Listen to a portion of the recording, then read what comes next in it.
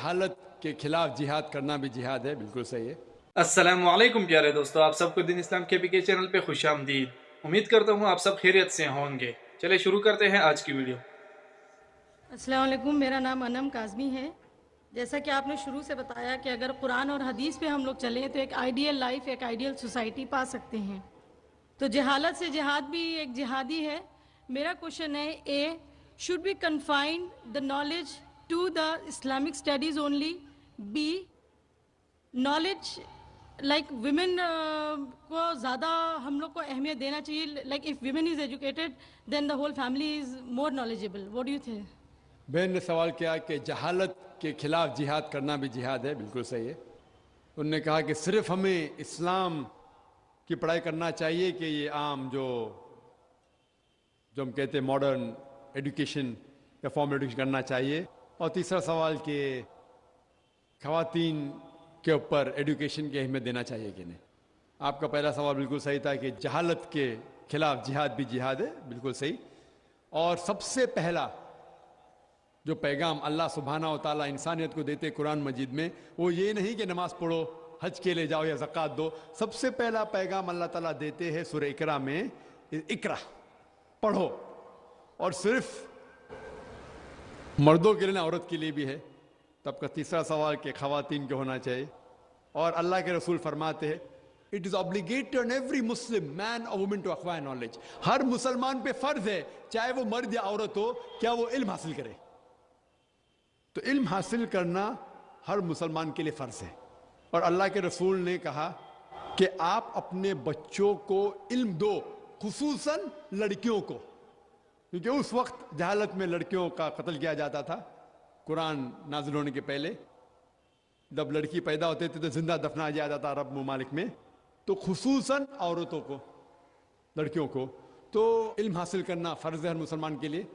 جہالت کے خلاف جہاد کرنا فرض ہے. اور عورتوں کے لیے بھی.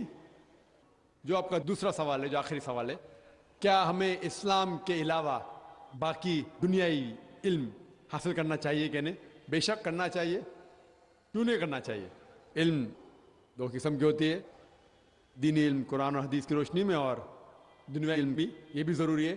اور کئی قرآن کے آیت کو سمجھنے کے لیے یہ دنیائی علم بھی ضروری ہے. اسی لیے قرآن مجید فرماتا ہے سورہ نحل میں سورہ 16 آیت نمبر 43 فَاسْأَلُوا أَهْلَ الذِّكْرِ إِن كُنتُمْ لَا تَعْلَمُونَ. اگر آپ نہیں سمجھتے تو ان سے پوچھو جس کے پاس علم ہے. اسی لیے ہم نے بمبئی میں ایک اسکول قائم کی جس کا نام ہے اسلامک انٹرنیشنل اسکول. یہ ایک علیحدہ اسکول ہے. 2 زبانوں میں اس کا میڈیم آف انسٹرکشن ہے، ایک انگلش اور دوسرا عربی ہے.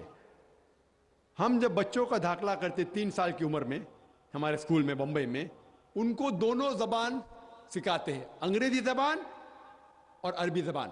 جب 3 سال کی عمر میں داخلہ ہوتا ہے نرسری میں، ہم جب سکھاتے A for apple, B for ball, A for اللہ، بی فار بسم اللہ، ہم سکھاتے من الف اسد من با بیت من تا تفاح. کیونکہ مسلمانوں کو عربی جاننا بہت ضروری ہے. مجھے پتا ہے کہ میں دائی ہوں، میں عربی زبان نہیں جانتا ہوں، شوئے تھوڑا بہت سمجھ لیتا ہوں. اسی لیے میں چاہتا ہوں کہ میرے بچوں کو میں عربی سکھاؤں. یہ اسکول میں الحمدللہ ہم سب سے بہترین انگریزی علم دیتے ہیں، اور ہم کہتے ہیں کہ یہ عام جو کانوینٹ اسکول ہے ان سے فار سپیریئر انشاءاللہ ہم دیتے ہیں. اس کے ساتھ ساتھ اسلامک تعلیم بھی دیتے ہیں.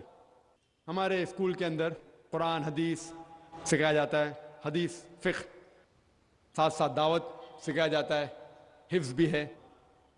لیکن ہم جب اسلام سکھاتے ہیں، ہم اسلام عربی زبان میں سکھاتے ہیں، انگریزی اردو میں نہیں. تو حدیث بھی سکھاتے ہیں عربی زبان میں، قرآن کی تفسیر بھی ہوتی ہے عربی میں، اردو میں نہیں. کیونکہ ہم چاہتے ہیں کہ ہمارے بچے عربی میں بھی ماہر ہو. عربی ایک وقت تھا جو عربی زبان سب سے بہترین زبان انٹرنیشنل لینگویج کہلاتی تھی. اگر آپ کو سائنس کے بارے میں سیکھنا ہے، وہ غیر مسلم کو بھی مجبوراً عربی سیکھنا پڑتا تھا اگر سائنس کے بارے میں تحقیق کرنا چاہتا تو. آج کی تاریخ میں انگریزی زبان انٹرنیشنل لینگویج ہے. انشاءاللہ عربی پھر سے انٹرنیشنل لینگویج ہوں گی. تو آپ جب دیکھیں گے ہمارے بچے 5 سال 6 سال کے بچے 1 سال 2 سال میں جس طریقے سے عربی زبان بات کرتے ہیں، ماشاءاللہ گفتگو کرتے ہیں، تو یہ جو اسکول ہم نے قائم کی بمبئی میں اسلامک انٹرنیشنل اسکول, اس کا مقصد ہے کہ دین اور دنیائی علم ساتھ ساتھ بہترین پیمانے پہ اس کو انشاءاللہ بچوں میں دینا. لیکن انٹرویو پاس کرنا مشکل ہے. لاسٹ ایئر 800 ایپلیکیشن میں صرف 75 لوگ کو ایڈمیشن ملی. اس سال 625 ایپلیکیشن میں سے صرف 60 لوگ کو ایڈمیشن ملی. تو ایڈمیشن ملنا مشکل ہے, اور ہمارے جو انٹرویو ہے کافی کٹھن ہے. ہم انٹرویو والدہ کا بھی لیتے ہیں, والد کا بھی لیتے ہیں, بچے کا بھی لیتے ہیں.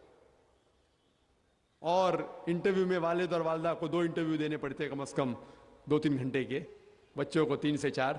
اور ہم تحقیق کرتے ہیں کہ کون لوگ ہمارے اسکول کے لائق ہے. اللہ کا فضل ہے, الحمدللہ ثم الحمدللہ. سب سے مہنگی اسکول ہونے کے باوجود لائن لگی ہے ایڈمیشن کے لیے. آپ اچھی تعلیم دو, لوگ آپ کے پاس بھاگتے ہوئے آئیں گے. پہلی سال میں الحمدللہ غرو کی بات ہے, فخر کی بات ہے کہ منسٹر کے فون آئے ایڈمیشن کے لیے. منسٹر کے فون آئے, خوشی کی بات ہے کہ لوگ چاہتے ہیں اپنے بچوں کو اس اسکول میں ڈالے. اور اس سال ہم نے, ہمارے بمبئی میں اسکول, یہ 4تھا سال ہے بمبئی میں اسکول, اس سال ہم نے ایسی اسکول کا ایک برانچ شروع کیے چنئی کے اندر, مدراس میں. اور الحمدللہ چنئی میں بھی ماشاءاللہ پہلے سال میں 550 ایپلیکیشن آئے, سیٹ تھے لگ بھگ 90 الحمدللہ. تو ایسے کئی اسکول, سینکڑوں اسکول آنا چاہیے, صرف ہندوستان میں نہیں ساری دنیا میں, جس کا دار و مدار دونوں ہیں, دینی علم بھی اور دنیائی علم بھی. تو کہ بچہ جب اسکول سے فارغ ہوگا, وہ چاہے تو ڈاکٹر بن سکتا ہے, انجینئر بن سکتا ہے, پر ڈاکٹر بنے گا تو اچھا مسلم ڈاکٹر بنے گا, انجینئر بنے گا اچھا مسلم انجینئر بنے گا. تو 10ویں پاس کرنے کے بعد وہ ڈاکٹر بھی بن سکتا ہے, انجینئر بھی بن سکتا ہے, محدث بھی بن سکتا ہے, مفسر بھی بن سکتا ہے. امید ہے کہ کم از کم وہ 10ویں جب فارغ ہوں گا تو کم از کم جو عام عالم جو مدرسے سے فارغ ہوتے, کم از کم اتنا علم ہماری امید ہے. کئی لوگ ناراض ہوتے جب میں کہتا ہوں کہ انشاءاللہ ہمارے اسکول میں سے جب بچہ فارغ ہوگا کم از کم ایک عام عالم بنے گا, تو ناراض ہوتے ہیں, کیسا ہو سکتا ہے. کوشش ہے, اللہ ساتھ ہے تو انشاءاللہ کیوں نہیں ہو سکتا ہے. اور بمبئی کے اندر ایک مثال دوں میں, ہر سال ایک قرات کا کمپٹیشن ہوتا ہے جو ہندوستان لیول پہ جتنے مدارس ہیں ان کے بچے اس میں حصہ لے سکتے. کبھی حیدرآباد میں ہوتا ہے, کبھی ادھر ہوتا ہے. اس وقت ہوا ممبئی میں, اور ہمارے اسکول کو صرف 3-3.5 سال ہوئے, 34 سال ہے. کچھ بچے 1 سال ہے, کچھ بچے 1.5 سال رہ چکے, کچھ بچے 2 سال رہ چکے. اور سارے ہندوستان کے بچوں میں الحمدللہ ثم الحمدللہ قرات کمپٹیشن میں ہمارا جو ایک 3ری اسٹینڈرڈ کا بچہ وہ 2سرے نمبر پہ آیا, اور 4تھی اسٹینڈرڈ کا بچہ 3سرے نمبر پہ آیا. اور جو پہلے نمبر پہ آیا وہ دوسرے مدارس کا تھا جو 9ویں اسٹینڈرڈ میں پڑھ رہا تھا. ہمارے وہاں 9ویں ہے ہی نہیں. تو یہ فخر کی بات ہے الحمدللہ, ہمارے بچے جو 2nd اور 3rd کے بچے جو تھے وہ 9ویں 10ویں بچے سے کمپیٹ کر کے اللہ کے فضل سے 2سرے اور 3سرے نمبر پہ آئے. تو ہمیں امید ہے کہ اللہ تعالی ہمارے ساتھ ہے. تو انشاءاللہ ہمارے اسکول میں حفظ بھی ہے, حافظہ بھی ہوتا ہے, جو حفظ میں ذہین ہے. تو اس طریقے سے اور اسکول سارے ہندوستان کے شہروں میں ہونا چاہیے تاکہ ہمیں دونوں پہ مہارت رہے, اسلامی علم پہ بھی اور دنیائی علم پہ بھی. جب ہم دیکھتے ہیں یہ کرسچن عیسائی پریسٹ جب دنیا میں باہر نکلتا, لوگ اس کی عزت کرتے, لوگ فخر سے دیکھتے ہیں. افسوس کی بات ہے کہ اسلام میں ایسا نہیں ہے. اسی لیے ہم ایسے اسکول قائم کریں جو دونوں علم دے, دنیائی بھی اور دینی بھی, تاکہ انشاءاللہ ہم صحیح طریقے سے بچوں کو علم دے سکیں. Hope the answers the question. جی ناظرین, یہ تھی آج کی خوبصورت ویڈیو. اگر ویڈیو اچھی لگی ہے تو ویڈیو کو لائک کریں, صدقہ جاریہ سمجھ کر شیئر کریں, اور چینل کو سبسکرائب کریں. جزاک اللہ.